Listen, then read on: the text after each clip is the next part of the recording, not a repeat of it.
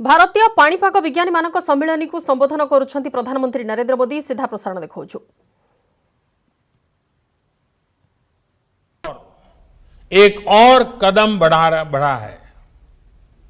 आज जिस भारतीय निर्देशक द्वारा लोकार्पण किया गया है, यह हमारे उद्योग जगत को क्वालिटी प्रोडक्ट्स बनाने के लिए प्रोत्साहित करेगा।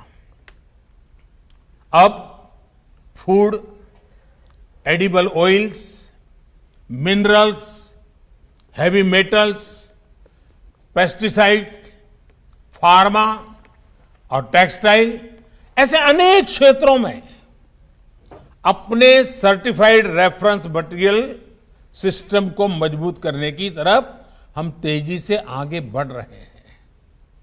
अब हम उस स्थिति की तरफ बढ़ रहे हैं जहां इंडस्ट्री रेगुलेशन सेंट्रिक अप्रोच के बजाय कंज्यूमर ओरिएंटेड अप्रोच की तरफ बढ़ें। इन नए मानकों से देश भर के जिलों में वहां के लोकल प्रोडक्ट को ग्लोबल पहचान दिलाने का अभियान है। उसको बहुत लाभ मिलेगा। इससे हमारे एमएसएमई सेक्टर को विशेष लाभ होगा, क्योंकि बाहर की जो बड़ी मैन्युफैक्चरिंग कंपनियां भारत आ रही हैं, उनको यहीं पर इंटरनेशनल स्टैंडर्ड्स की लोकल सप्लाई चेन मिलेगी।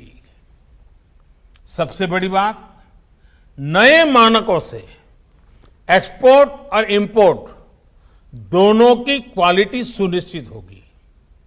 इससे भारत के सामान्य उपभोक्ता को भी अच्छा सामान मिलेगा, एक्सपोर्टर की परेशानी भी कम होगी।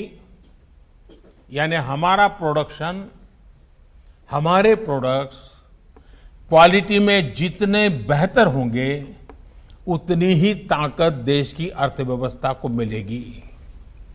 साथियों, अतीत से लेकर वर्तमान तक आप कभी भी देखें, जिस देश ने साइंस को जितना आगे बढ़ाया है, वो देश उतना ही आगे बढ़ा है।